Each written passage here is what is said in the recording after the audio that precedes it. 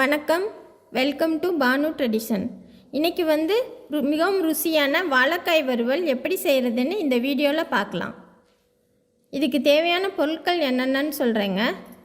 வாழைக்காய் 3, குழம்பு மிளகாய்த்தூள் 1 ஸ்பூனு, கரம் மசாலா 1/2 ஸ்பூனு, உப்பு 1/2 ஸ்பூனு, பூண்டு 3 பல், தாளிக்கிறதுக்கு சின்ன வெங்காயம் 10 நம்பர், கடுகு கருவேப்பிலை சிறிதளவு, எண்ணெய் 3 ஸ்பூனு.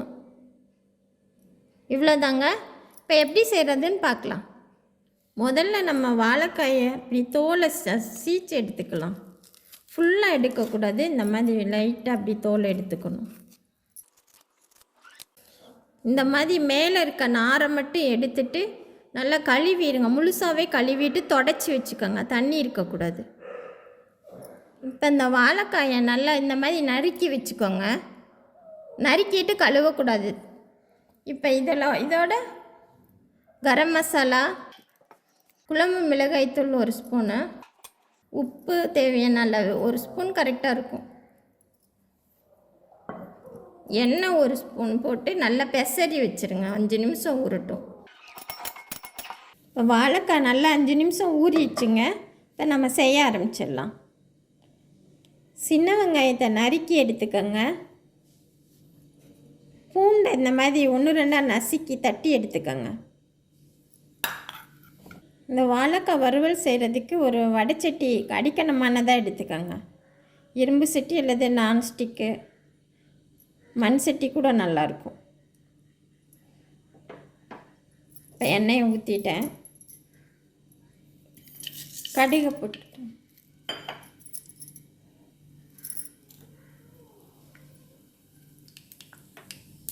கருவேப்பிலை,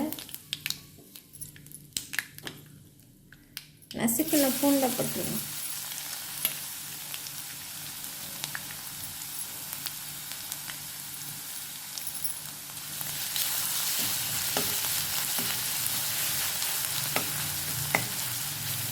இது வாழைக்காய் கொஞ்சம் வாய்வு இருக்குன்றதுனால தான் கொஞ்சம் பூண்டு சேர்த்துருக்கேங்க.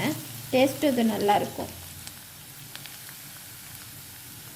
அடுத்து நறுக்கின சின்ன வெங்காயம்,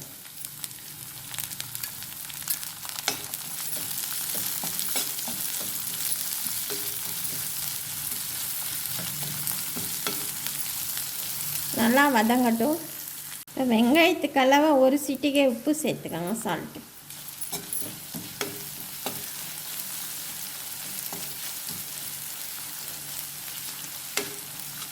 இப்போ வெங்காயம் நல்லா வதங்கிடுச்சு. இப்போ ஊற வச்ச வாழைக்காயை சேர்த்துக்கலாம்.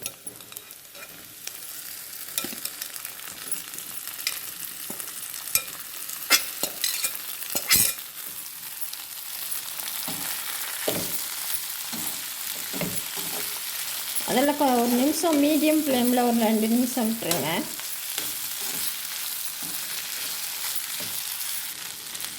இதில் நம்ம தண்ணியே சுத்தமாக சேர்க்கக்கூடாதுங்க. இதில் உள்ள தண்ணியிலேயே வெந்துடும்.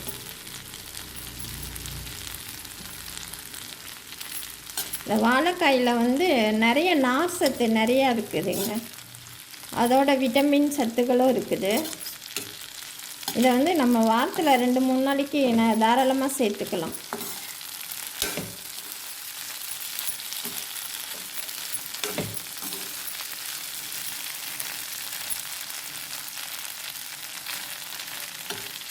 இப்போ லேசாக மூடி போட்டுடலாம்.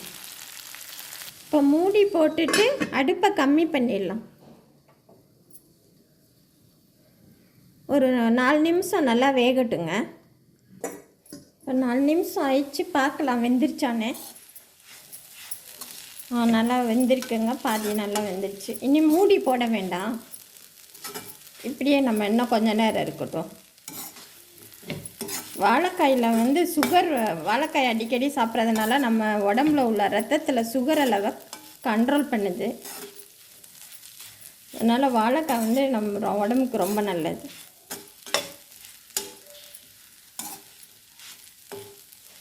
இப்போ இன்னும் கொஞ்சம் எண்ணெய் ஊற்றிக்கலாம் லைட்டாக.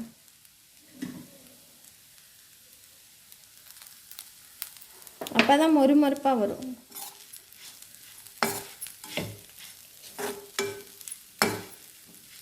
மிகவும் சத்தான வாழைக்காய் வறுவல் தயாராகிடுச்சுங்க. இப்போ அடுப்பை ஆஃப் பண்ணிடலாம். மிகவும் சுவையான வாழைக்காய் வறுவல் தயாராகிடுச்சுங்க. இந்த வாழைக்காய் வறுவல் வந்து லெமன் சாதத்தோட தேங்காய் சாதம் இந்த மாதிரி சாப்பிடையில ரொம்ப டேஸ்டியாக இருக்கும். நீங்களும் அடிக்கடி செஞ்சு சாப்பிடுங்க. வணக்கம்.